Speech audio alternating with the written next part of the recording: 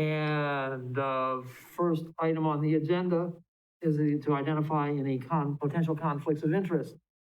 You've read the agenda and looked at the documents. If anybody has an item on there they feel that might be in conflict, you can identify that now.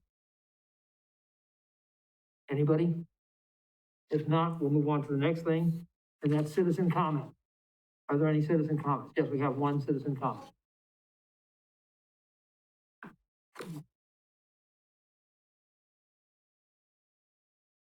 Hello again. My name is Jenny Dershly. I live at 2308 East Fillmore Street. I'm here tonight because I've been working with, Mr. Wagner, and then also Jen and Steve and the city attorney on the creation of the proposed ethics board ordinance that is on tonight's agenda. So I just wanted to say that we've put a lot of thoughtful work into coming up with something that we think is fairly true to the scope of what an ethics violation is under Wisconsin law. And we put together a process for selecting a committee and then also for having a committee review these ethics complaints as they come in to make recommendations to the council on their findings and any possible sanctions, if any, are warranted. So I just wanted to say thank you for the opportunity to work on that. I appreciate it. I think I've mentioned to the council and to this committee before that my background is in government human resources, and so I have a lot of experience in this area, and it's certainly an area of interest of mine.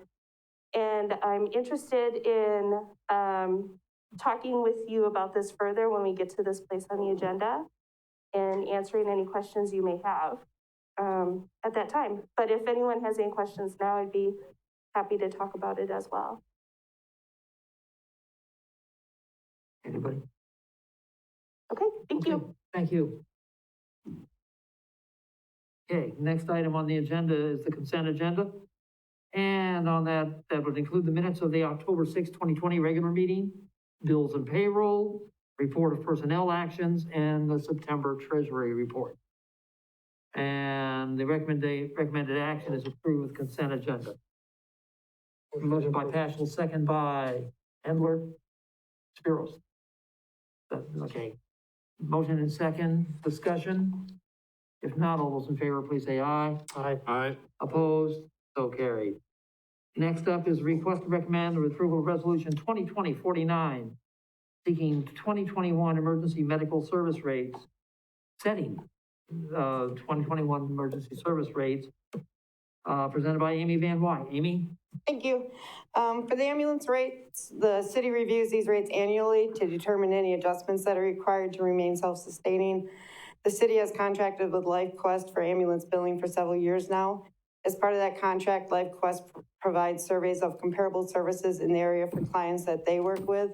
And then we also got rates from Stevens Point and Wisconsin Rapids, who do not work with LifeQuest.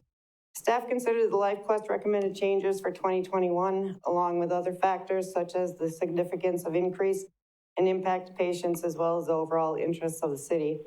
Last year, the percentage increase ranged from 0% to a little over 19%. For this year, the percentage increases are between 0 and 10.29%. The proposed rates for 2021 have been included in the packet for your review. One of the more significant increases is for the ALS on-scene care, which went up for both resident and non-resident. Even with the increase in these two categories, the city is still slightly below the average of the area communities.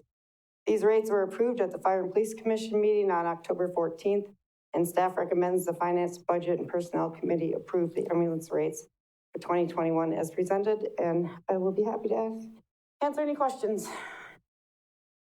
Any questions? No, but I'll take a motion. Okay, go ahead with the motion. Approve the ambulance rates. Is there a second? To approve the resolution 2020-49, setting the 2021 emergency medical service rates. And the second was by Mr. Wetzel. Thank you. Just one quick question. ALS is advanced life support, isn't that correct? Yes. Okay, so didn't we just sign a contract, don't we have a contract with the clinic to provide ALS, transport? And are these rates, are those rates flexible, or are we tied to some specific rates? But maybe Steve would know, I don't know. And usually somebody from EMS is here. I think they probably have enough on their agenda right now or didn't make it. I probably can't answer that question. Yeah, I have to take a look, but I think those are handled separately in terms of the Yeah. contractual agreement that we have. So with these them. are everybody but the contract with Marshfield Medical Center? Correct. That's my understanding. I'd have to look that up. I mean, I can certainly do that before the council meeting, but I mean, I believe the contract that we have with the clinic, MCHS Inc., has specifically lays out what the rates are. However, it may refer to these annual adjustments as well. I'd have to look. Thank you. Any other questions? We have a motion and a second on the floor. If not, all those in favor say aye. Aye. Opposed? So carried. Next up is a request to request to recommend approval of the 2021 ambulance service contracts presented by Amy Van Wyk. Go ahead, Amy. Thanks. I know we have a lot on the agenda, so I'm keeping these a little bit brief, but like I said, if you have any questions, just let me know. So, yep, we have the ambulance contracts. We've been doing contracts with our surrounding communities since 1981. Due to COVID-19 and the hardships that it has caused all municipalities, it is recommended that the contract amounts should remain the same as last year. Included in the packet is the method we would usually use in coming up with the new contract amounts, just for reference. In the packet, there's also an example of the contract that we have with the communities, and then what the percentage increase would have been, applying the calculations that are usually done. The next page is the population of the town and villages, and the last page has the rates for the last 4 years and then the proposed for next year.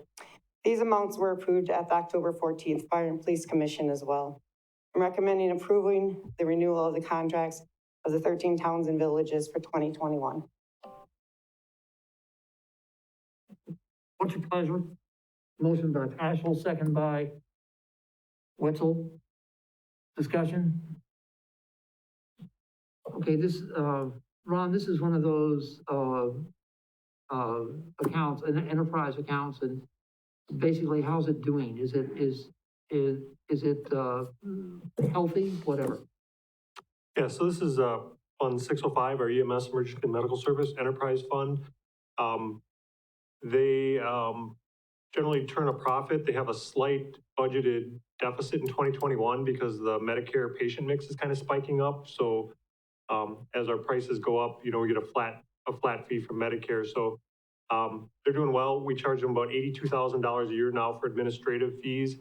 And then also last year, we transferred a pretty good chunk of the fire station debt onto the EMS because they were paying 9% for some reason. And then when we revisited, we actually upped that to 40%. So they paid a one-time amount, and now they're paying more of the debt. So all those things, accrue to the general fund.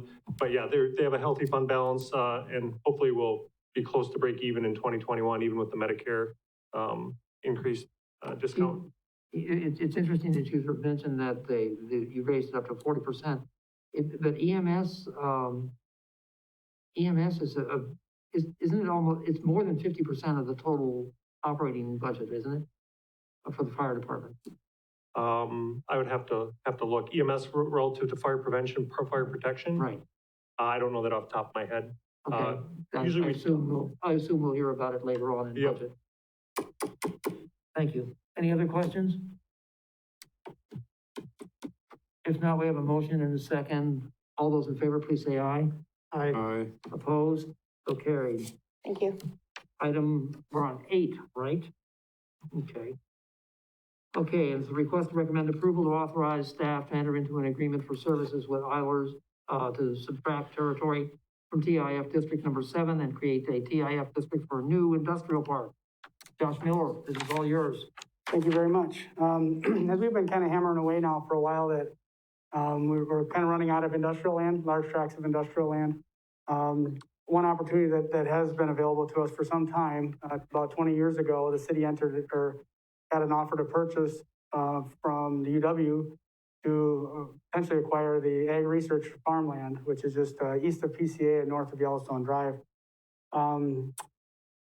This kind of fits well with our strategic plan. Our strategic plan in 2018 talked about looking to investigating opportunities and securing additional industrial park land.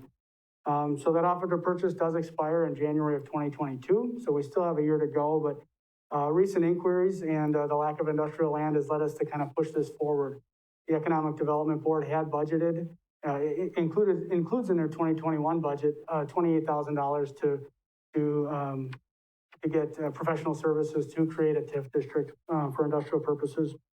But again, with the recent pressure and inquiries, we feel it's important to kind of move this up. This would save us a couple months in 2021 to get this going and to get ready for the spring in 2021.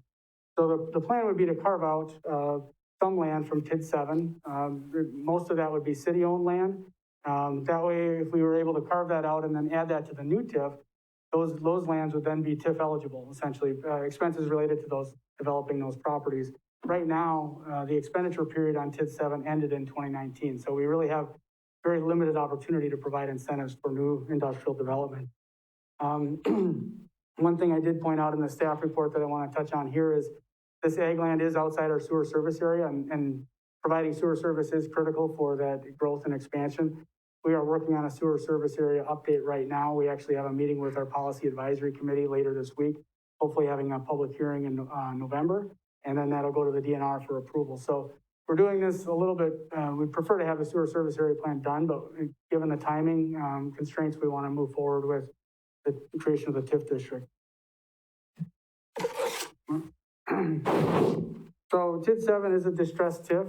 We've been talking to our financial advisors on kind of how to utilize that and really how to incorporate that land into a new TIF. And they've advised us that this is perfectly possible to carve out pieces of a distressed TIF and then add it to a new TIF. So TID 7 is actually doing quite well, even though it's a distressed TIF. I think Ron touched on it last night, that it's paying off its debt. It would be a candidate for early closure by a number of years if things go as they seem to be going. We've reached out to our financial advisors to get a proposal on doing these TIF services. So it's a two-part process. The one part is subtracting territory from TID 7. That's not necessarily required to create the industrial TIF, but it gives us more flexibility to provide more industrial land and to provide incentives on that land. The second step would be to create the new industrial TIF. So in each proposal, there would be 3 phases. Phase 1 would be a feasibility analysis to make sure that the statutory provisions are met. As we all know, TIFs are kind of complicated. There's a lot of meetings and paperwork to be done. Phase 2 would be the project plan development and approval that identifies project costs, the different things that we could, eligible project costs, and what type of return on investment we could envision for that. And then finally, the state submittal. So the proposal right now, there is $10,250 for the subtraction district.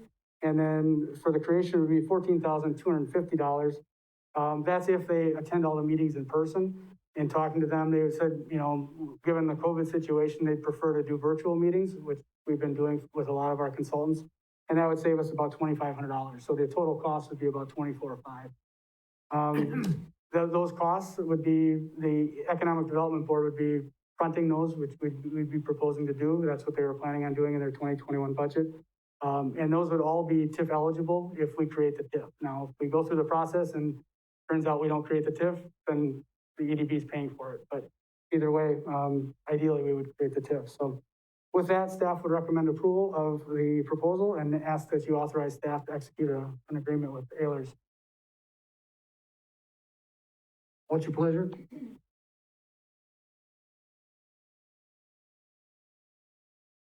Oh, Mr. Paschal. I'd move that we recommend approval, or that we approve executing that agreement. Second by Mr. Hendler. Okay. Discussion. Yes, Mr. Wetzel, go ahead. Thank you, sir.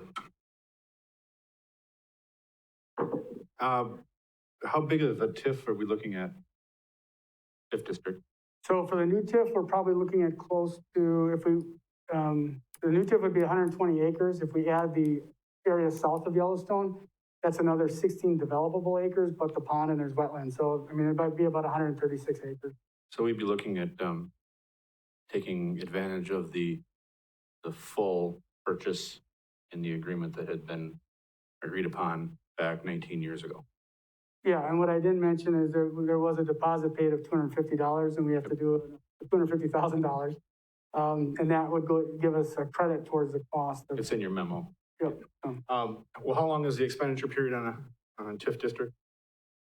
I believe it's 20 years, and I think the life is 27 years, but I'm not 100% sure on that. Okay. I guess I'm surprised by that because you're talking about the TIF District 7, which has a termination date out 14 years from now, but the expenditure period ended a year ago, so that's a 15-year difference. So on a distress TIF, they give you added time to. Oh, okay, Yeah. okay. Do we have any concerns that 120 acres plus a chunk of the existing TIF 7 would be a problem of having that developed in 20 years with incentives and whatnot, or do we think that there's going to be, what I guess I'm wondering is, it's a pretty good chunk of land. Mhm. Is it good to do it all as one big huge TIF now? Or is it better to do part of it as a TIF and then down the road, another part as a different TIF district? That's a great question. I think the big impetus behind the acquisition of the property is we want to be a player when there's site selectors that want 50,000 to 100 or 50 to 100 acres. And right now we don't have anything like that. So if we just did half of it, let's say, and we had 60 acres, and then someone came along and said, well, I really want, we had another PCA, which was, I think it was 27 acres or something, but if we had a big developer, we would probably have to, scramble quick. So I think there is a risk to starting it without a major project. I mean, you always run that risk, but I think we have enough interest in the smaller pieces right now with the former Yellowstone properties, where we would have some increment generated. So if nothing happens, and we wouldn't probably put the infrastructure in until we had a major project. So our expenditures and exposure would probably be very limited. Okay. And then one final question, is this 120 acres within the city limits, or is this going to be needing to be annexed? Nope, it's within the city limits currently. It is? Yep. Okay. I believe it would have to be rezoned to industrial, because I think it's RH 35 right now, rural holding. But it's in the city limits. And, sorry, I'm sorry, did you say that it was in the city Yep. limits? It is, yeah. Thank you. and that was going to be my last question, but I do have one more. Proceed. Okay. And it just slipped out of my head. I'll I'll be here all week if you. I'll stop asking at this All point. right. Ms. Spiros, I'm just curious, how long does this process take? So it's about a 3-month process, give or take. So if we get it started now, we could have everything in hand, and then, because we want to create the TIF before we acquire the land, because then that purchase price is TIF eligible. So that'd be probably our biggest exposure up front, would be acquiring the property. And so I would envision by mid-February, we'd be able to have the TIFs running and be able to make that offer. As a follow-up?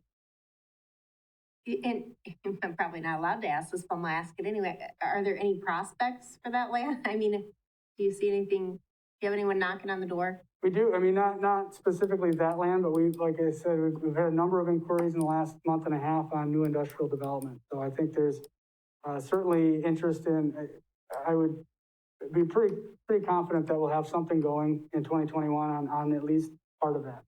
All right, thank you, Josh. Mr. Handler. Question I have is, with the separation of TID 7, does that really help the distress factor of that TID by taking that land away? That's another good question. It has the potential to not benefit the TIF as much. So if you leave the land in there and someone's willing to develop it without incentives, obviously that can add to the increment of that district. However, it's gonna be tough to develop it because if we don't have incentives, that's part of the game. I mean, that's what everybody's expecting.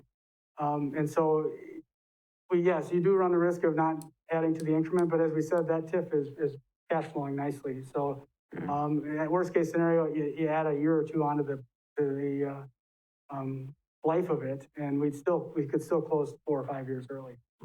Okay, thank you. Ron, please. Sure, and just kind of follow up to Peter's question, just kind of looking at the budget for TID 7. For 2021, we've got total revenues projected of 953,000 and expenses of 454,000. So it's about a $500,000 surplus. And that includes a donor transfer over from TID 2. We expect that by the end of 2021, it'll have its full advance paid back to the general fund. And then it's just a matter of just kind of feeder grower and wait to close it. Steve? Thank you. I thought Josh was right when he said it, but I just verified it from the DOR website that for an industrial or mixed-use TIF district, it's a 20-year useful life. Thank you. You know, I was a little bit, when I was on the Economic Development Board some years ago, we knew we were gonna be running out of land, and we knew that this land was available to us on the, we had the option on it. We knew that was a possibility. The only thing that, well, a couple of things. Number one is, given the wonderful news that seems to be coming out of the finance department these days, I wonder if we can afford to purchase the rest of that land. Do you have a rough idea of what the total cost of the rest of that 100 and some odd acres is? No, and part of the process would be an appraisal, but we've heard, you know, if it's 4,000 an acre, that puts it, you know, north of $400,000. Well, we have a $250,000 credit towards that. I don't think I guess, put another way, I don't know if we can afford not to buy it within the next year, because if that option goes away, I don't know, I'm not sure what happens to the credit. We only have one more year left on the option, isn't that correct? Yep. All right. Okay, and the other thing, that the traditional way of developing a TID is in face of an existing offer for development and a developer's agreement upon which the city is guaranteed of getting its money back. There's nothing like that here, and inquiries don't equal cash, you know, at this point. The only thing that sort of changed my mind was just last week, I was in the league convention breakout session on TIF. And they came up with some rather interesting and novel ways of doing things.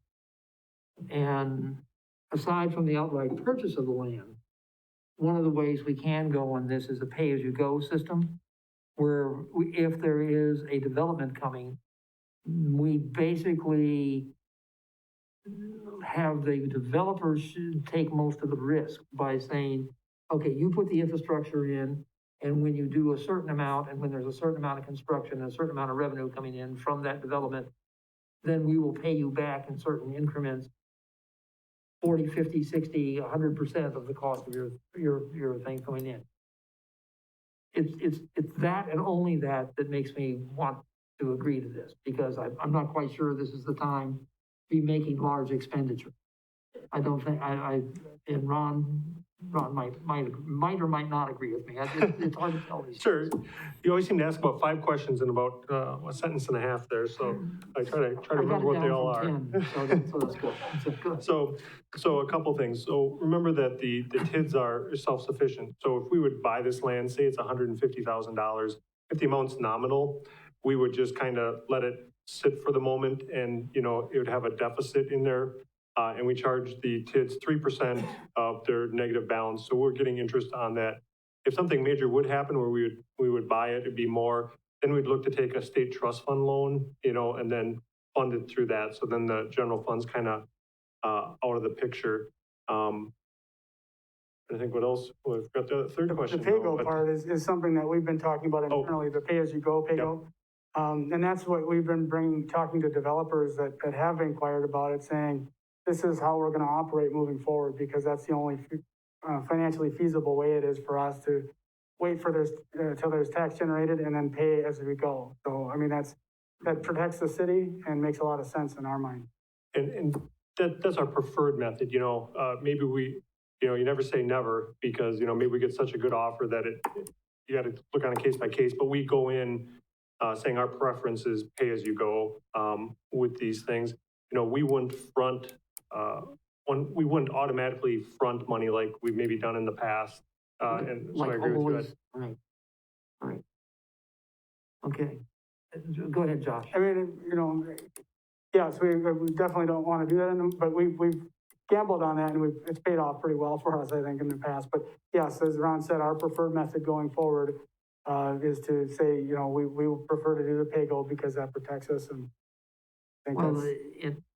and again, my only, even if it is only 150,000, I don't consider that as nominal, or I don't consider that as insignificant, especially when, and after last night's meeting, I'm looking in my couch cushions for change for the city. So, you know, we're looking around a lot. So anyway, yeah, Mr. Winchell, did you remember what you needed? Thank you. Just a couple more questions came to mind as I sat here listening to this discussion. In our current TIDs that we have, is there any space for development in any of those at this point? And if so, what type of space do we have available in those TIDs? And are any of them within an expenditure period, or have we pretty much tapped out on all of that timing? We do actually have space in some of our TIDs. TID 11, I think it's TID 11, is the Draxler Drive property by the new Quick Trip. So there's, I forget, some number of acres out there for light industrial commercial. But that's not owned by the city, that's privately owned, so we don't control what happens out there. We do have acreage in Mill Creek, and that's a mix of industrial park and commercial land. There's some larger tracts, but it's, you know, when you factor in just the zoning, there's not a lot of large tracts over there either, and those have covenants, and that wouldn't be for heavy industrial use. So this TIF district would be primarily for our general industrial, heavier industrial use type facilities. And our expenditure period, basically Mill Creek, we still have a business incentive fund left on that. So we have about $140,000 left in that fund where we can provide incentives for new businesses, but that's it. Once that ends, and we only have, like, we were hoping that TID 5 on the Mill Creek Business Park closes early, so we could in 4 years, hopefully. And so we don't have a whole lot of time to spend that, but it's not a big expenditure or incentive for a larger project. Thank you. Nothing further. Anything further? If not, are you ready to vote?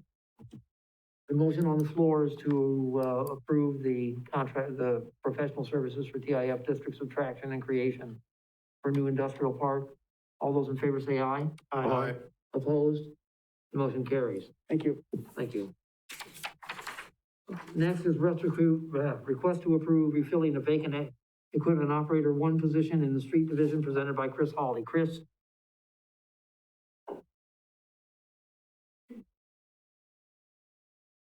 Good evening, everybody. At the last finance board, finance budget and personnel meeting, there was a request to bring back the filling of vacant positions back to the committee for consideration. I know this is a bit premature, but I wanted to be upfront and transparent with you all due to an unexpected resignation on Thursday, just last Thursday. No time is a good time to try and fill a vacancy, but we are really fast approaching our winter season. And I didn't want to delay this request or prolong the process. With that being said, we are looking to fill the position of equipment operator 1 immediately. The street division has recently conducted interviews to replace a retirement that occurred on October 7th and have offered the position to a candidate. We had 3 great candidates to choose from and would like to offer the position to one of the remaining candidates that we feel will become a valuable asset to the city of Marshfield.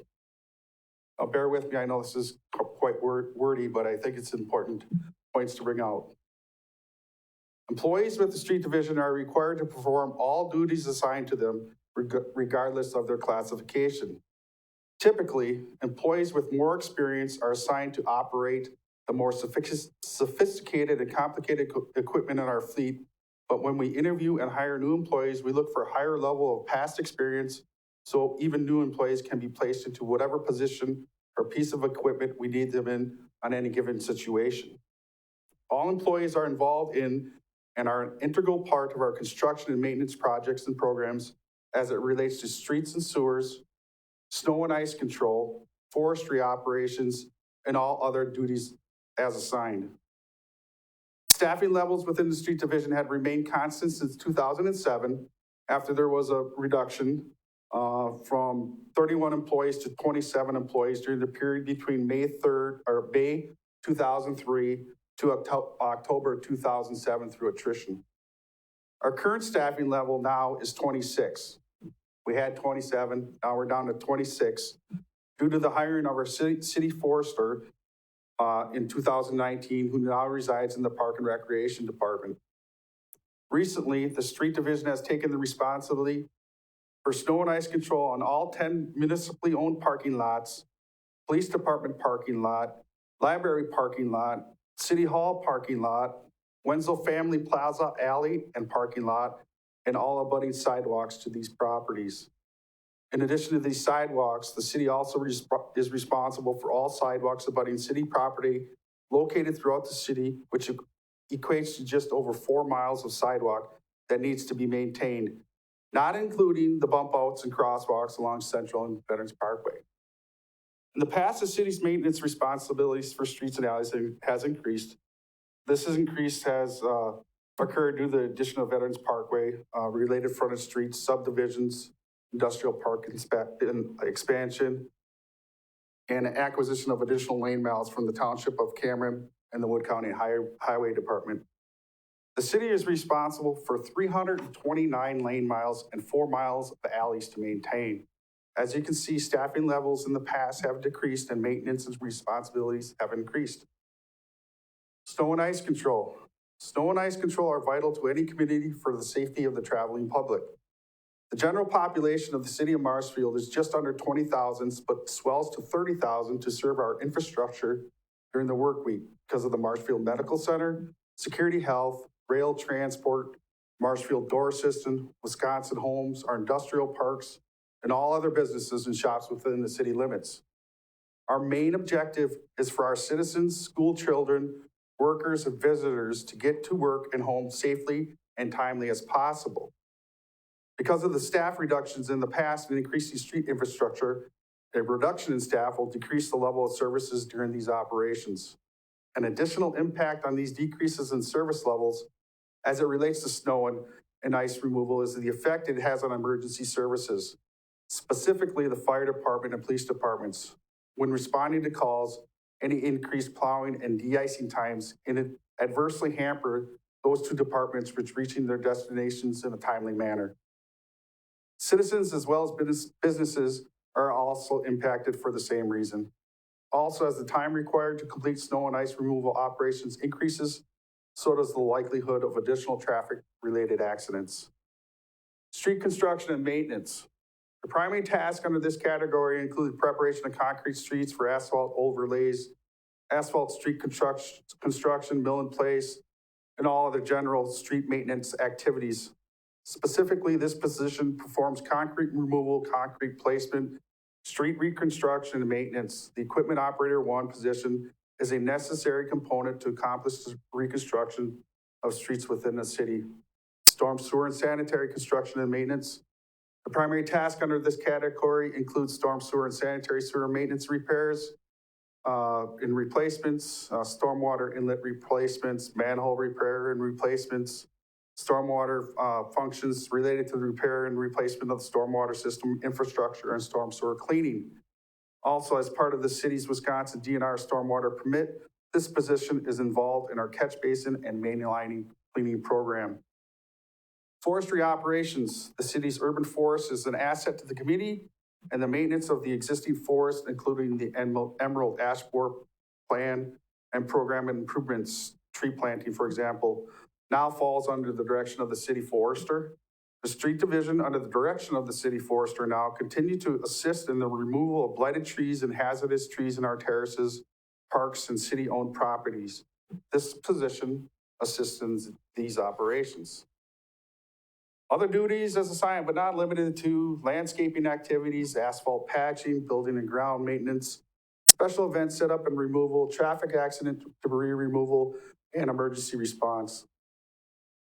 As noted above, the service levels would continue to decrease not only in the snow and ice removal operations, but also street, sewer, construction, maintenance activities, and all other street division functions.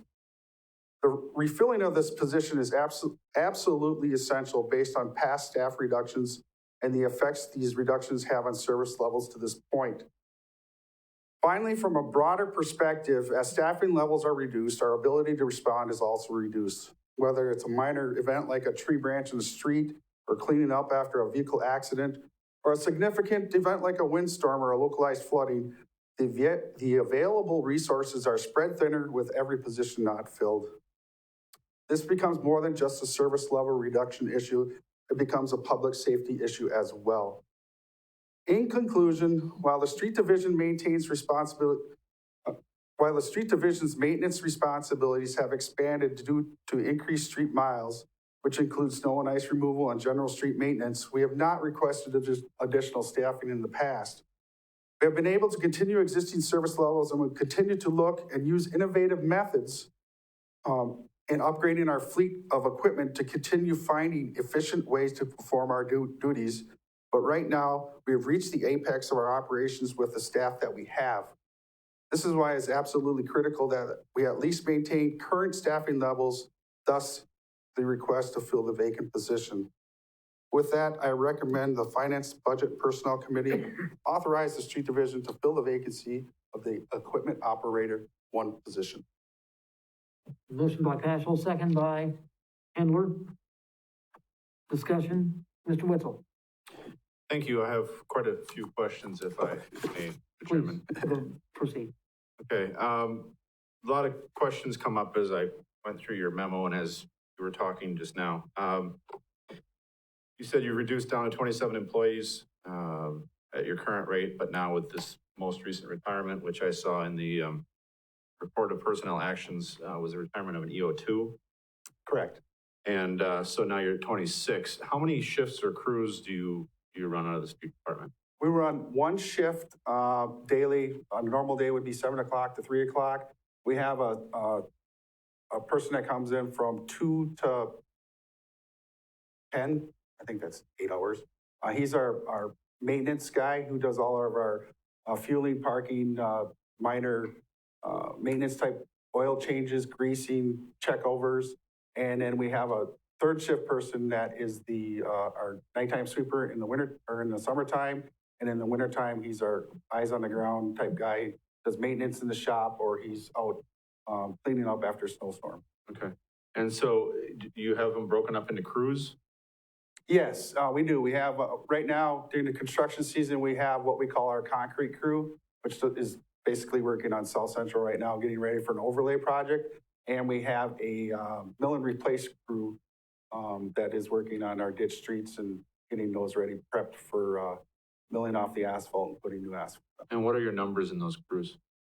Split up, I think right now we have 21 that we schedule out. So they're probably split 13-8. Okay. You said you do Wenzel Plaza parking lot. I was under the impression that the Wenzel Family Plaza snow removal was under contract, or is that just within the park itself? No, the parking lot I'm talking about is the alleyway between Right. 2nd and 3rd, and we also clean out that parking area as we clean up the alley. But then the main plaza itself is done under contract, anybody knows? The main plaza itself, interior sidewalks and stuff are done by the Park and Recreation. Okay. Recently, and I was of course on, I think, Board of Public Works when this decision was made, but we recently switched from contracted staff or a contracted company to do the parking lots to doing it within Yes, city. yes. So I do appreciate that your workload has increased with that. What kind of an impact would you be seeing if this position were not filled regarding potential need for contract services in the future? I know that snow plowing is just one part of it. And of course, having had a contract and now having that within the city is one thing, but then also as we look at budgeting and we look at some of the line items listed as contract services for summertime, some of the construction, what impact do you anticipate will be occurring if you did not fill this position? That's a really good question because ironically, we just got done reallocating everybody into their snowplow routes because we got a lot of new guys. And in the past, we would have the full crew out and we'd have 2 guys on sidewalks. They'd start out on Central, getting the bump outs, getting those pushed out. So when we plowed them, they would pick up the snow that they pushed out. Now we're down to 26 employees because the city forester went over to Park and Rec. We have 1 guy on sidewalks, so he's got to get out there first ahead of them. And then from there, he'll catch all the municipal lots. And then as time goes, we get the extra 4 miles. I did do a little analysis as far as contracted parking lots. And parking lot estimate for 2019 contracted service was $50,380. In 2018, we spent closer to 90,000, actually 87,893. The 50,380 estimate for 2019 was if we took the contractor's price and figured 2 hours to do a parking lot, that's where that number comes. Last year, I did a quick analysis here, and we spent about, including labor, equipment rental and everything, we spent $44,300 on parking lot. So there's quite a bit of savings there by staying in-house.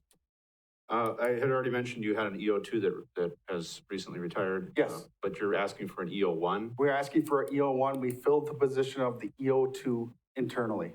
Okay. And technically, we haven't changed the policy yet. Correct. I just wanted to be forthright and transparent. I know it's a discussion tonight. I thought it was imperative to come to you tonight and ask for this request, knowing that the policy is not in place yet, but we have to wait till common council approval, and then the hiring process gets extended farther on out when we're getting to this time of year. And you've already started the process you said to interview and locate a candidate? We did interviews about 3 weeks ago. We did 6 candidates 3 weeks ago to fill the position, and we had 3 very good candidates. We chose one. He's actually in his final stages of getting hired here. And I'd like to, the remaining 2 candidates, we would again review our notes and offer the position to one of those 2 candidates. Okay. All right, no further questions from me. Thank you. Thank you. Any further questions? Mr. Peschel. No questions. Thank you for all the information, but you had me at good evening.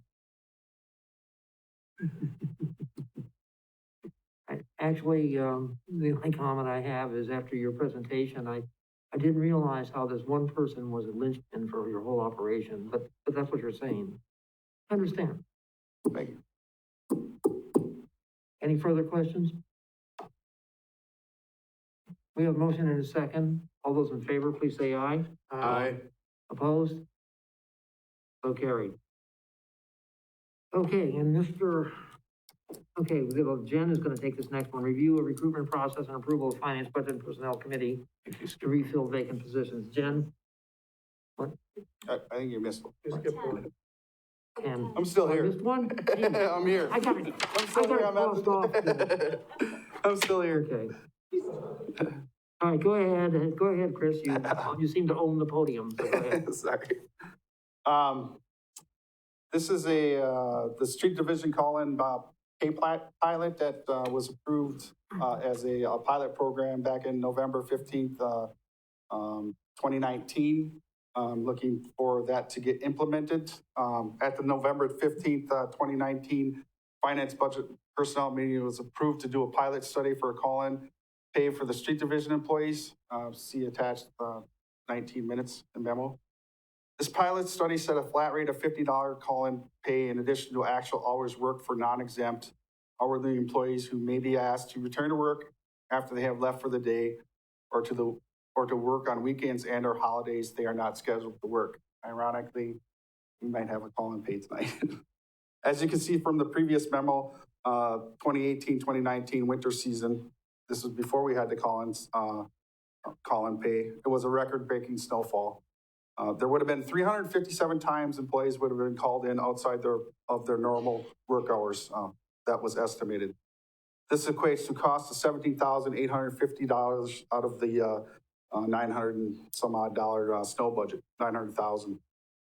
This past winter season is what I would call a normal to just above normal year, and there were 173 times the city paid the $50 call-in pay, which equates to $8,650. The total 2020 snow budget for snow and ice control was $980,976. Last year, we had 11 events in the month of November and December, and on average, we estimated having 25 events per year. In my estimation, we may have an additional 60 call-in times for the month of November and December for a cost of $3,000, or a total of $11,650 for the remainder of 2020. We have made some significant changes to our winter maintenance program and are seeing a significant savings in our raw material purchases that will more than offset the cost to implement the program. I also feel that the implementation of the pilot program will show that we value our employees and continue to help morale during the long winter season when they must sacrifice their weekends, holidays, non-scheduled work hours from their families.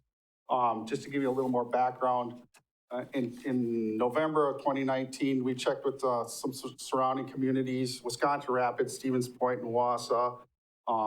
Employees received 2 hours of call-in pay and at their regular rate, and then they get paid for actual on time. And in northeastern Wisconsin, they also have this type of call-in approach. You may be wondering how I come up with the actual call-in times. We had 30 events that we logged last year that we went out and did snow and ice control. Not all events are call-in time. So for instance, I took the 30 events, I took the 173 occurrences on average. Per event, we have about 6 payouts that we do. So that's where I came up with the 11 or 10 or 11 additionals for the remainder of this year. For instance, tonight would be a call-in time. And then if this was a major snow event and we went out and plowed, and at the end of the night we said, hey, you guys punch in times at 4 o'clock in the morning, we're gonna go out and pick up all the snow, that would not be considered a call-in time because it'd be scheduled time. So with that, all of that, I hope I was clear. Staff is seeking approval from the Finance, Budget, and Personnel Committee to implement the pilot call-in pay permanently. What's your pleasure? Mr. Hendler, Motion to approve. is there a second? By Mr. Witzel. Discussion? Yes. Thank you. The guys on the crew don't receive any kind of on-call pay. They're just, No, we just on just weekend call. We have a person every weekend that's on call from Friday at 3 o'clock till Monday morning at 6 o'clock. So that person who's on call, unfortunately, if it get called in on the weekend, does not receive the $50 call-in pay because he's already being compensated for that. so if a major event suddenly springs upon us unexpectedly, you have one person guaranteed that can plow and the rest you're kind of at the mercy of whoever's willing to come in? Theoretically, yes, but we got a great staff. These guys are awesome. We would get, as supervisor, we would get to work 2 o'clock in the morning and we'd say, okay, let's call him in. And he'd start on the top of the list, I'd start on the bottom of the list, and didn't get a phone call or didn't answer his phone. By the time, usually 99% of the time, by the time you got down on that last person, that person that you missed the call is calling you back saying, what's up? So very dedicated staff, and they recognize their role and what they need to do to keep the city cleaned up. Thank you. Rebecca? So I just have a couple questions, 'cause I am a little bit confused on things. Okay. And maybe this will also help people who are listening, so you have somebody on call every single weekend, all year long. Yes. And what does that person do? Like, what? That person is responsible for any type of, he carries a cell phone. So in the summertime, he can get a call for, the police department called, there's an accident, they knocked the, stop sign down. He's got to run out there and put a temporary stop sign up. It could be anything from, a traffic accident. We need to get some barricades out. There's so minor wind event, he's got to run out there and clear the road. And if it's just, a branch to pick up to clear the road. Okay, so he stays on call from Friday evening until Monday. And then, I assume that if there was something bigger that needed more people called in, he initiates that process, or he calls you and He you calls, initiate the yeah, process. he'll probably call the, on-call supervisor and say, hey, this is above and beyond what I can do. We need to get some more help here, and one of us will come in and give him a hand, getting extra people in to do that. Okay, and so then does he have a day off during the week because he was on call all weekend, or no? No, Okay. no. So then I want to skip ahead, if I may, to, I'm a little confused on the occurrences and the events. So you said you had 30 events last year, about 173 occurrences, and I know you started to explain that, Yeah. but I was still really confused. Okay. So last year we had 30 logged snow events that we actually went out and did some type of snow and ice control maintenance, whether it be salting, plowing, whatever, major plowing. We only needed 6 salters to come in and do primary routes. And that's the 30 events that we had. So I took the 30 events from last year and I said, oh, we had 173 call-ins. That equated to about 6 occurrences over the 30 events. And I wanted to project to you what the possible outcome for the rest of the year might be. So I took the 6 events and multiplied that by the 11. That's the part I'm confused on, the 6 events. So that means you're calling in I have six occurrences. 6 I'm sorry. occurrences. That means you're calling in 6 people for each? No, on average per event, that's how I did it. Okay, So got you. All right. 30 events, not, like I said, not everyone was, I didn't really have a great way to kind of figure out what the possible call-in might be, so that's what I did. I took those events. Okay, and so the 173 occurrences are actually Spread out. Right. And then those are paid at $50 an hour with a minimum of, They're paid a $50 call-in pay. okay? Yep. A minimum of 2, but any type of snow and ice event is 3 to 4 hours. So they basically wouldn't be getting compensated at all. I shouldn't say that. Any minor snow event could be 3 to 4 hours. Anything above that, like if we just went out and salted primary routes, we're usually done in 4 hours. If we're in a full snowplow operations, anywhere from 8 to 10 hours, sometimes 12. Okay, so they get a $50 call-in rate Yep. pay. That's a one-time Yep. $50. Yep. And then they get their hourly pay Yes. at overtime, because it could be overtime. They've already worked their 40 hours, but happened on a It could Saturday. be. It could be, yes. Okay, got you. Yep. Thank you. Not always, but yeah, it could be. Got you. Thank you so much. Yep. Here. Any further questions? If not, all those in favor, please say aye. Aye. Opposed? Thank you, everyone. Okay, now we're on number 11. Okay, this is recruitment process and approval of the Finance, Budget, and Personnel Committee to refill vacant positions. Jen, this is yours. First Thank time we've you. heard from Jen tonight. She's still awake. That's pretty good. Thank you. So really, this is going back to the item that we just talked about with Chris Hawley. We wanted to ensure that he brought his equipment operator 1 position to this committee.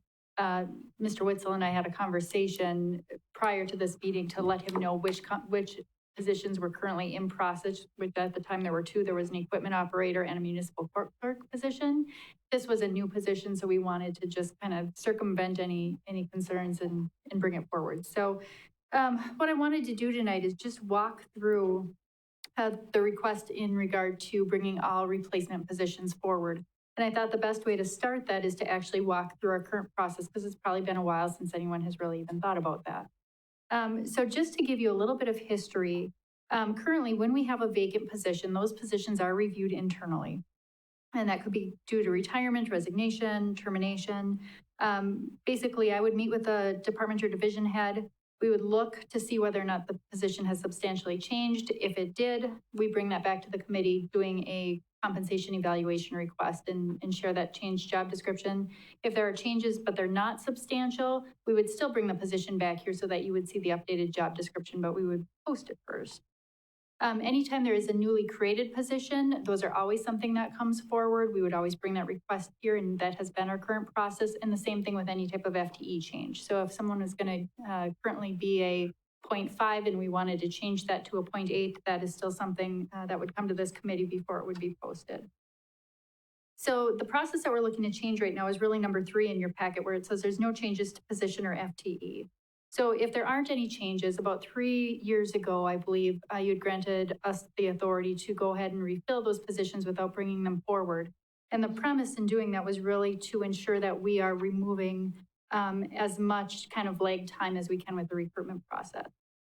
So in your packet, you'll see that, or in your memo, you'll see that, you know, we've tried to provide transparency in regard to what we're refilling. So we use our current position monthly control report and then our report of personnel actions to show people that are coming in and out of the organization, as well as FTEs for each position as we go through.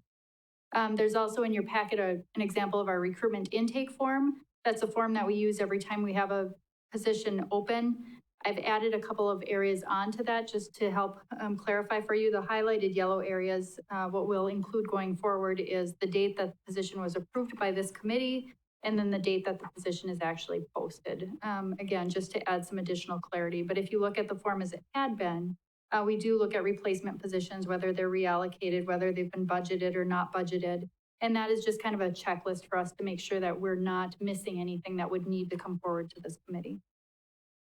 So in looking at this position, I did take the request that was brought forward last time and did put some new language into the policy. Currently, there isn't any language in our recruitment policy that refers to the approval process for replacement positions. So what we're proposing to add would be all vacancies due to retirement, resignation, or termination, all newly created positions, and all FTE changes must be approved by the Finance, Budget, and Personnel Committee prior to initiating the recruitment process. So that language has been added based on the last report.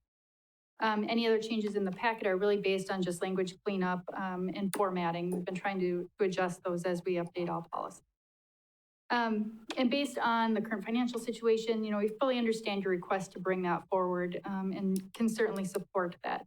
But what I wanted to do is also share with you the impact that that may cause for some of our department leaders as we go forward. And so ultimately, you know, depending on the example, the most recent example that we had a short-term resignation, didn't complete a notice period. And so that's an anomaly for us. We typically get a 2-week notice period for most of our positions, which most of them are non-exempt, requiring the 2 weeks, and then an exempt level position would have a 4-week notice. So when we're looking at that, depending on when that resignation comes in, depending on how it falls within either the first or the third Monday of the month, there could be a delay if that didn't fall kind of earlier the prior week to get that request here on Tuesday. So that could potentially cause a delay. And then, you know, I did make a note, there's those anomaly weeks too, where we have, you know, 3 Tuesdays in a month that could be delayed an extra week in those scenarios. So we certainly understand your request and know why you're having us bring things forward if that's your decision. But ultimately, if your request is to have these brought forward because of the temporary financial circumstances, we can certainly do this on a regular basis. We could do it temporarily. You may want to put the language in the policy, or you may not. Or based on the history of how positions are reviewed now, you know, we'd also, you know, want you to consider whether or not you feel that it's necessary to bring all positions forward, or if there are certain positions based on staffing, you know, for example, Chris's scenario tonight, that we could just go forward and refill to ensure that we're not causing any unnecessary delays. So, you know, certainly at your discretion, we will certainly make work whichever way you choose, but wanted to make sure that you had all of the information before you made your decision. Happy to take any questions that you would have. And what's your pleasure?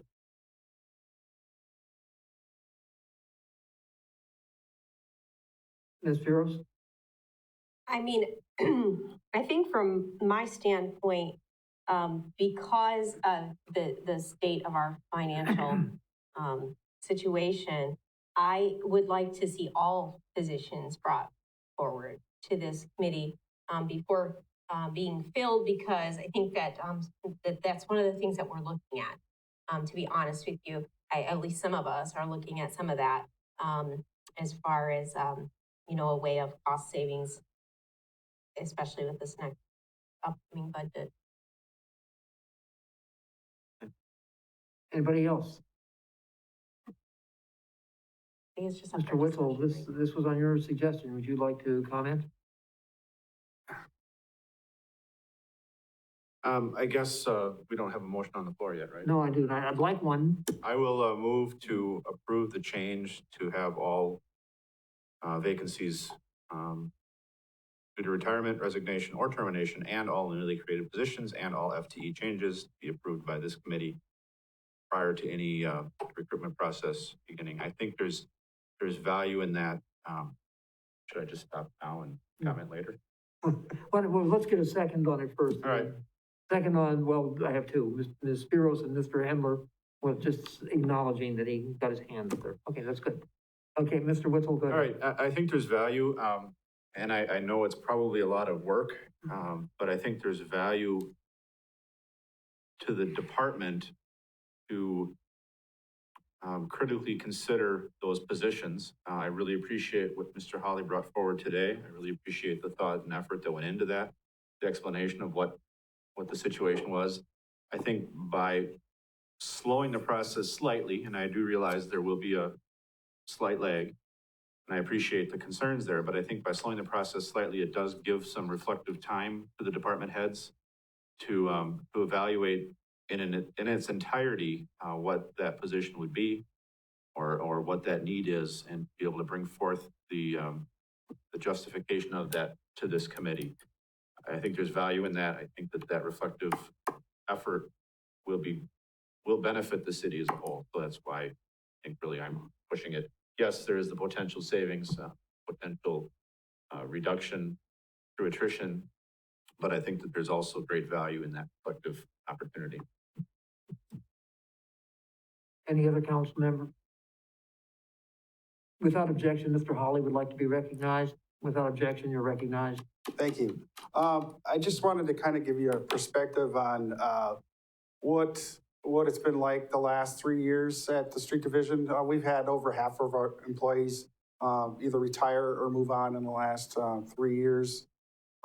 So not that I don't mind coming to finance budget personnel and seeing all your happy faces, but that'd be like 16 times that I'd have to come up here and then I'm just wondering if there's some value in, okay, if a month from now an EO1 position's open up again, you're pretty much going to be seeing my same memo over and over again. But I totally understand what you're saying, Mr. Witzel, and I respect it. And I just wanted to give you an idea of what has happened in the past and the amount of time that. Mr. Wetzel, I'm sorry, Mr. Hemler, you had your hand up first. I apologize. Thank you. I know it slows things down, but from our perspective, I think it's important that we get involved early in an issue rather than later because of the financial implications. And too often, things come to committees and they get on a consent agenda and they're approved without any thought. So I think we need to be very cautious that the committees do get to do their job. Yeah, I totally respect that. Thank you. Yep. Mr. Wetzel. I appreciate your comments. I will counter that with the comment that you are probably the largest department. Yes. And therefore, yes, you probably will be smiling at us quite often. But this is also a benefit to many other departments. And as we looked at some admin positions and some juggling of responsibilities, I think that every department, not just street department, will benefit from this. Yes, we'll see your smiling face a lot, and yes, we'll probably read the same memo a lot. But I think that there's far enough benefit to other departments that this really needs to pass. Thank you. I wasn't in disagreement. I just wanted to let you know how many times in the past 3 years I would have been up here. Thank you. Actually, I'm very happy to see this. I think, given the fact that we're dealing with, two different structural deficits, one on our general fund and one on our, debt service fund. It behooves us to squeeze those dollars very tightly before we let them go. Having said that, I feel a little guilty about voting for the one we did tonight already, but, but looking out for snow out, he was lucky it snowed, you know, otherwise I would have. Yeah, I don't know how you arranged that, Chris, but, you know, nice job. But anyway, I think this is something that we're gonna have to look at, and personal services are the biggest chunk of our budget by far. It's 42% of our entire budget, in total. So we have to look at it. You want to speak, sir? Yeah, just, I wasn't going to comment, but I was thinking about this, during the week after I looked at the packet. And, Jen, how often do we have a situation where we just decide we don't need to have this work done anymore, or we don't need to fill this position? It does vary. The most recent one, we had our administrative assistant position or administrative associate free position in our public works department leave. And so we looked to refill that position. We did refill that in full. It was refilled with our finance clerk, which was a 0.5 position. And at this point, we've not requested to refill that position. Ron is reevaluating kind of how the work is going in that department. And as he evaluates that, if there's a need that he feels to refill the position, we'll bring that back to this committee for refilling. But that was never brought before the council either. We didn't know about that till just now, right? Or maybe you talked to other council members about it. Yeah, we haven't brought forward positions that were vacant and that we weren't refilling. We certainly could communicate that different. The only document that would have been listed on is the fact that it's vacant on that monthly position control report. Thank you. Yes, sir. And that's sort of what I had assumed, that it doesn't occur very often that we don't need to have someone filling a position that's vacated. So, yeah. I'll go along with this, but I don't know that it's going to be put into use very often. There's no further comments. Are you ready to vote? All those in favor, please say aye. Aye. Opposed? So carried. Next up, discuss the possible creation of an ethics board presented by me. You heard Jennifer Jersley speak in citizen comments. And we've been working on this for a long time, and we went over the reasoning behind it quite a while ago. But I'm just gonna touch briefly on that now. Basically, we have a code of conduct, or we have a code of ethics. The implementation of it and the process, it was very vague. So what I set out to do initially on my own with Steve's help was to get copies of ethics ordinances of other communities and see what they're doing and how they're doing it and see what we could do. And there were just a couple of choices that essentially all 7 of them were the same ordinance. But the difference was how specific they were. One of them said they would follow a criminal code of conduct or process. The other one spelled out the process. Basically, in drafting this with HAP, we went over the pros and cons of everything. We talked about it at great length, and it came out that basically the one that's before you tonight, the draft of the one that's before you tonight, is the one that we finally agreed upon. When Jennifer called me up and volunteered her services, with her 15 years of experience, you're not that old, honest to God, with her 15 years of experience at a high level of dealing with this, we were able to we could examine every paragraph of this and the ins and outs and what we'd be doing. The value of having an ethics committee is, truthfully, I think we can avoid a lot of court cases by having an ethics committee because we have a place to take minor gripes. Before this, the only thing we had were the criminal statutes for filing a complaint with the district attorney and prosecuting under under another chapter, I think chapter 19 of the state statute. Or there were, 943 was the other, was it 943, Jennifer? Or 946? Anyway, but because there are clauses of ethics there. But this is something we can handle internally. And it's something that won't happen a lot.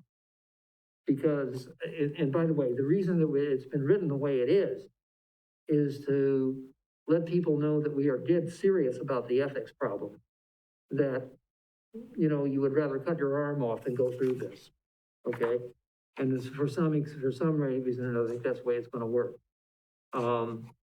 It's before you, I hope you've had a chance to read it. The processes, read like a cookbook. And because there are laymen doing this, as opposed to professionals, I think that's what we want them to have, a cookbook. Haps' take on that was, well, you know, you could have process claims, you know, that they skip the process.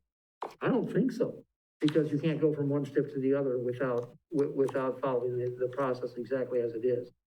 So I'm happy about that. The next step on this, what I'd be looking for tonight is a resolution a motion to have HAP prepare an ordinance and send it to the Common Council for the first reading. Jennifer, did you have anything you wanted to add? If there's no objection, I'll have her, because she was a very, very strong voice in this. So as we were working on this, I wanted to take into account some comments that were made by this committee when it was presented the first time around a few months ago.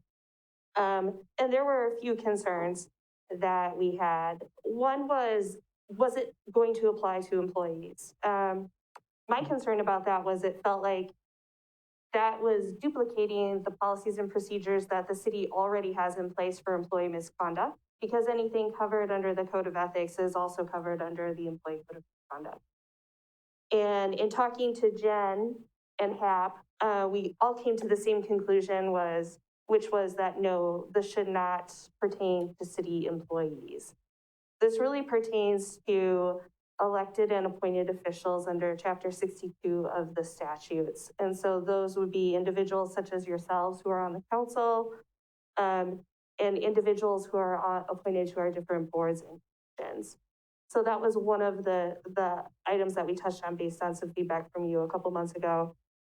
The other had to do with the concern that anyone from anywhere could just file a complaint out of spite or because someone had a beef with someone. And so we made the scope of what can be considered and investigated by the Board of Ethics to be fairly narrow. And it aligns specifically with Chapter 19 and 946 of the statutes, which really are looking at specific ethical violations. So these would be things like bribery, anything which would give someone on a board or a committee or the council an unfair financial advantage, basically using your influence to gain to your own financial advantage. Any type of misconduct. So if someone were to intentionally fail or sabotage their duties to the detriment of the city, and I'm not talking about making a mistake, but I'm talking about intentionally doing something. Let's see. If someone on a board or committee or the council were to use their influence or position of power to, for instance, steer a procurement process into their own favor financially, these are the types of things we're talking about. So it's not just a situation where, you know, someone doesn't like something you said to them out to dinner the other night, and they say, I'm going to make this really difficult for, you know, this person on the planning committee. Not that kind of stuff. It's very specifically lined out what can be investigated in the statute. Thank you. Mm-hmm. Any questions or, well, basically, I guess the proper procedure would be to put a motion on the floor before we discuss it. Does anybody want to make a motion? Mr. Handler? You want to move to Adopt, okay. I have, which in this case means have it sent to HAP for drafting, right, or for, right. You second that, Mr. Witzel? Yes. Yeah, and you want to speak? Yes. Yes, please do. First of all, point of order, I see some people out in the lobby. Is that door unlocked? We don't want to make it seem as though we're in closed session. Okay. I just want to make sure. Maybe we can open it now. If I can chime in, yeah, they're here for the plan commission meeting, so I think we're trying to keep some Yeah, separation. We'll try and make it out of here in time for Okay. plan commission too. Second question, you said this is not to affect employees, and I see that listed in A1, where it says here, oh, where am I again? So many pages in this packet. A1 says here, city employees subject to the city of Marshfield policy, 3.310, rules of conduct shall not be subject to the enforcement of ethics board. Are there any employees that are not subject to that policy? Not that we can think of. Okay, because in C1, it says all complaints alleged that an official or employee committed an ethics violation of the city code. I guess I'm wondering why the employee is listed there.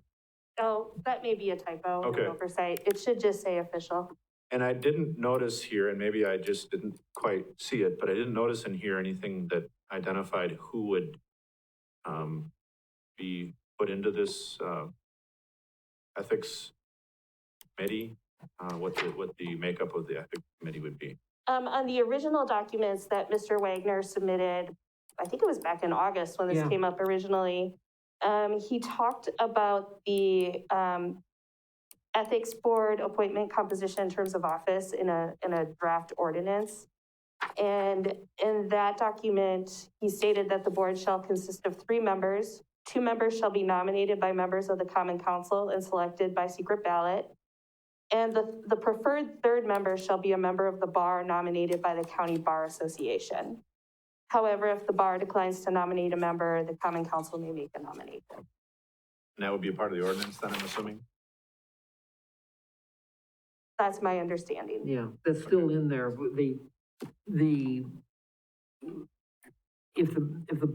had to put in a provision if the bar association declined to offer a member. Okay. And the idea of having somebody that has some legal experience on the board would be a good idea. It may end up that the council ends up appointing all 3. Okay. And no attorney involved. The only other hesitation, though it be a very, very, very small hesitation, the only other hesitation I have is that this will apply to all members of appointed boards, commissions, committees, and authorities. And I do agree that there needs to be oversight of those individuals. But I worry, is this going to have a ripple effect on people's willingness to serve in positions that we already sometimes have difficulty filling? But I don't think that that's reason to not move this forward. That's my only slight area of concern regarding this, but I think otherwise it's great. Mr. Hendler?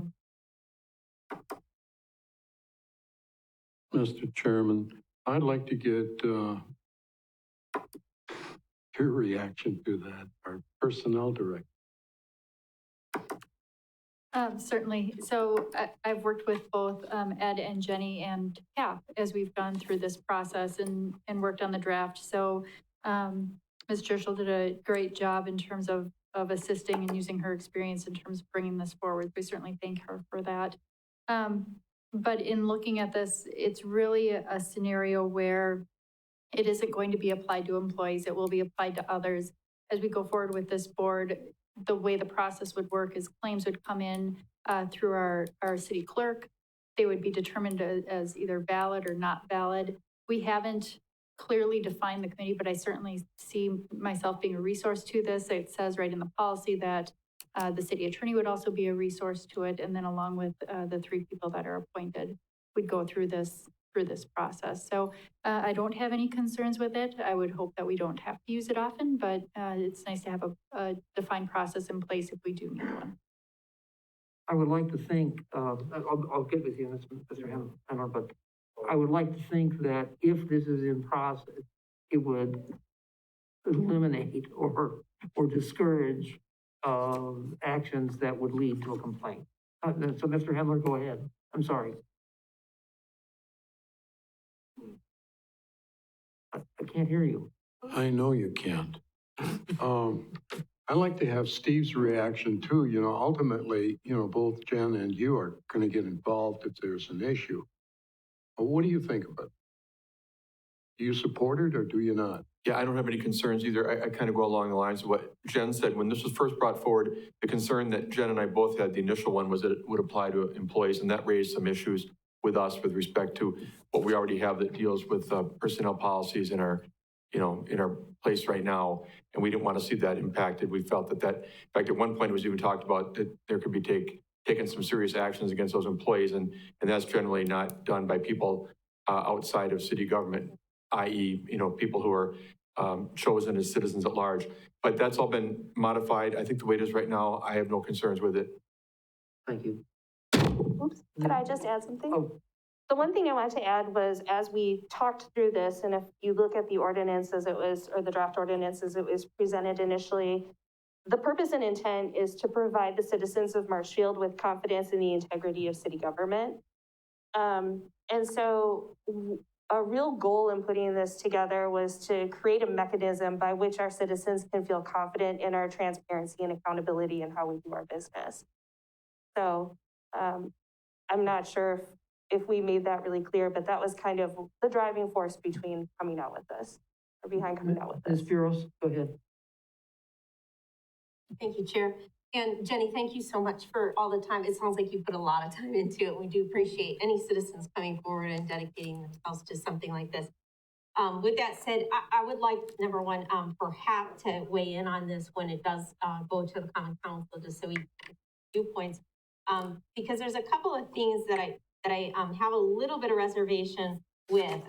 It just seems like there would be a lot of training that would need to take place with the people who would be on this board, because there's a lot of really serious language involved in this, things like witnesses and evidence and subpoenas. And I just think that that's a lot for a citizen to come into and have no training whatsoever or anything like that, just to wing it on their first or second time would be, I think, quite a daunting thing to do if you've had no training or experience. So I'm kind of wondering what the plan would be for that. And then again, my other thing would be that I would like to hear HAP weigh in on this before we have any sort of.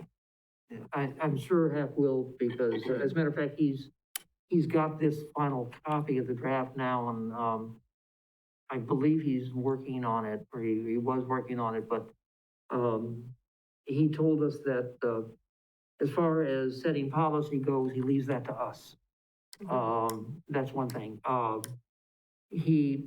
sure that if this is passed, and before we implement it, I think what we would do is talk about how we would basically onboard members of the committee to determine how they get trained, probably set them up with a session with HAP, show them what they can do and what they can't do, and that sort of thing. And maybe even have a mock trial or a mock run on it to see how it all plays out. But those are all things we can do if it's passed. And the most important thing right now is to see whether or not the council will accept it.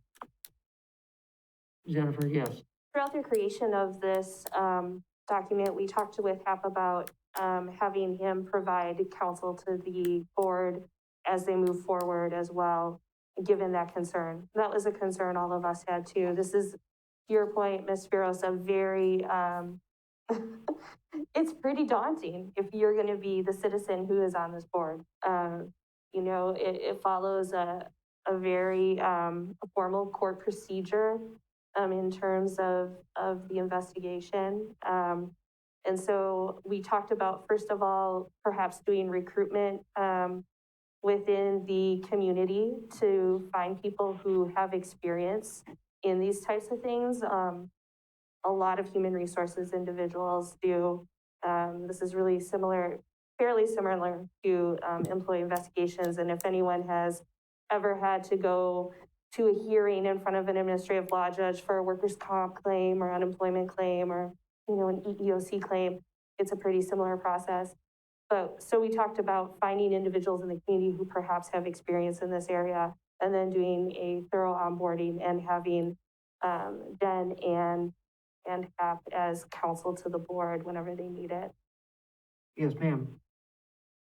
Just to follow, I'm glad to hear you say that, because I think that's really essential and crucial, because it is, I mean, me reading it, I'm just like, oh, geez, I don't know. If I were a citizen, I don't know if I would take that on, because it seems like it's, you know, a lot. So I think that that's a good idea. I do think that it would be really imperative that we really make sure that people who want to be on this committee understand the magnitude of what they're taking on, and that we do really consider their experiences and their, you know, that kind of thing, because it's a lot. I mean, reading it is a lot. Mhm. Any further comments or questions? I'll call the question. The question has been called.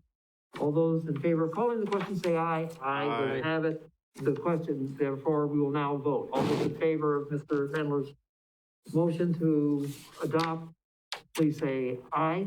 Aye. Opposed? So carried. And we have two real quick orders of business before we can let the plan commission. So Jennifer, thank you very much, by the way. Thanks.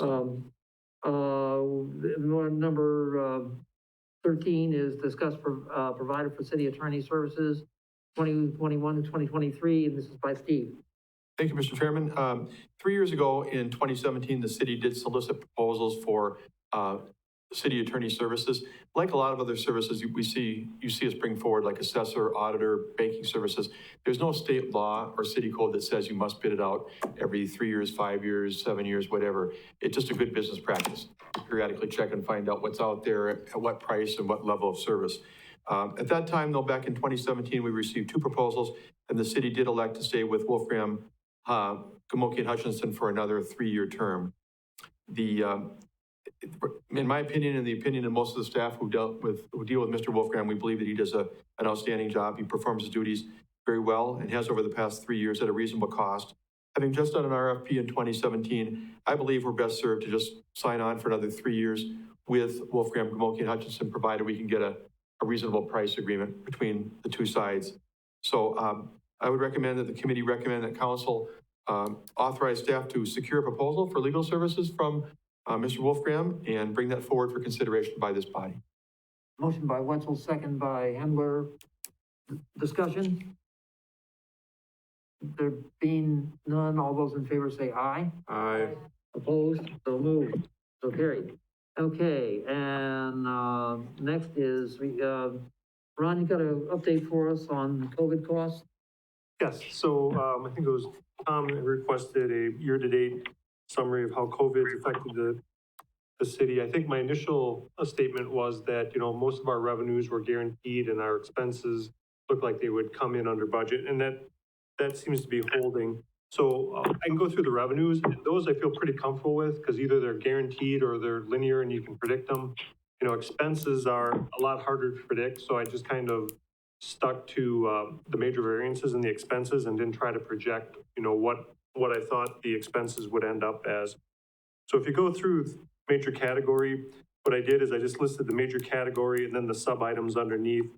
And I'll go down in order and jump in anytime you want. So for property taxes, those are guaranteed by the county, so we're not at risk for those. The second biggest item is the utility payment in lieu of taxes, almost 2 million, which actually jumps to 2.2 million with their new building. So they're funding almost 10% of our revenue. We're not expecting anything odd there. Special assessments, you know, are estimated $100,000 above budget on a $200,000 budget. So that might seem odd, but there's no good way to predict or budget those. They can pay up front or they can pay over a number of years. So I kind of use a lagging indicator, you know, what was last year. And so, but that's already above budget. So we're good there. All the intergovernmental revenues are guaranteed. There might be some small variance from what was estimated in their initial letters, but we'll feel pretty good there. So at that point already, we're through about 86% of our revenues where we feel pretty good. License and permits, Josh had said, you building permits and everything had been fairly strong. Some of the items are down. To be conservative, I called that $25,000 below budget. Fines, forfeitures, and penalties, talking to the PD and parking, apparently, COVID has no effect on parking tickets and, speeding tickets, so, estimated about 10,000 below budget. Item 6 is where we saw a dip in revenue, but when we get to the expense section, there's some offsetting expenses because items were closed. So the biggest items were HEFCO was closed, the library was closed for a while. Parks and Rec programs were shut down, some reduced law enforcement fees, but again, more than offset by the expense side of it. So I estimated that whole category as, what did I spell that one? About $225,000 below budget. Miscellaneous revenue, our interest, there's actually 3 parts to our interest. Our general interest income will be down because our cash reserves are dwindling and interest rates are really low. TID interest will go down, which is good because that means they're paying us back all the advances they owe us. So we're charging them less interest. So it's kind of good and bad that they're paying us back, but we're charging them 3% interest, which is the best deal going for interest rates right now. So in 2020, we had $106,000. We'll have $106,000 in interest from the TIDs, and that'll slowly go away over the next couple of years. So all in all, I'd estimated that at about $115,000 below budget. Total $275. So then the grants, we estimate about $200,000 we're going to get back from Roads to Recovery. We've been approved for $121,000 so far, and then we have another reporting period through early November. And the staff's done a great job. Police, fire, streets, clerks all have been documenting everything. So we're expecting to get about $200,000 back there. Deb also got $11,000 for a CARES grant for elections, and Jeff from the airport brought in another $30,000 also. So we've been kind of beating the bushes there. So generally speaking, all in all, our revenues, my best estimate is we're maybe $75,000 general fund below budget, which is fairly nominal. So for the expenses, kind of hit the high points. And the reason I can't predict it, I kind of list some of the things. Snow could take a big chunk out of our budget. And then there's just some accounting things that don't flow really nice and linearly. At the end of the year, employees can sell back some leave balances, so that'll spike the December expenses. When we do our administrative allocations and those kind of things, that's usually in January. So the front end is low, so it just gets kind of hard to predict without knowing some additional things and what any possible additional service interruptions will be. I had library and PD and a couple other folks just send me some recaps, but library was closed for a little bit of while. But Jill had said since reopening in May, it's back strong, especially with school starting and a lot of kids looking to use the library and internet services. HEFCO, I had closed, so there's the savings on the HEFCO part of it compared to budget. That year to date, I assume will hold through the end of the year, where we saved by just not having HEFCO open. Crossing guards, they're down a little bit also. Election expenses, again, are up. If you've been around here and seen Deb and her staff hustling, that's been very busy. Again, we've gotten some grant reimbursement. We haven't used any contingency yet, knock on wood. We got 3 months left.